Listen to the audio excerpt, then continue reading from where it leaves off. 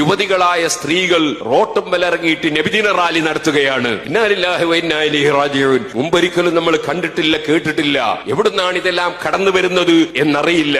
വാസ്തവത്തിൽ പരിശുദ്ധ അഹ്ലുസ് സുന്നത്തി വൽ ജമാഅത്തിന്റെ ആശയത്തെ ഇവിടെ പ്രതിരോധത്തിലാക്കാനും സുന്നത്തി ജമാഅത്തിനെ നശിപ്പിക്കാനും വേണ്ടി ബിദ്അത്തുകാരായ പുത്തൻവാദികളുടെ പ്രചോദനത്തോടെയും വ്യാജ തരീഖത്തുകാരുടെ പ്രചോദനത്തോടെയും ചിലപ്പോൾ അറിവില്ലാത്ത ചില മുസ്ലിയാന്മാരുടെ പേരിലുള്ളവരാണ് ഇത്തരം പരിപാടി സംഘടിപ്പിച്ച് ഈ ഉമ്മത്തിനെ വഷളാക്കുന്നത്, സുന്നത്തി ജമാഅത്തിനെ ചോദ്യം ചെയ്യാൻ അവസരമുണ്ടാക്കുന്നത്.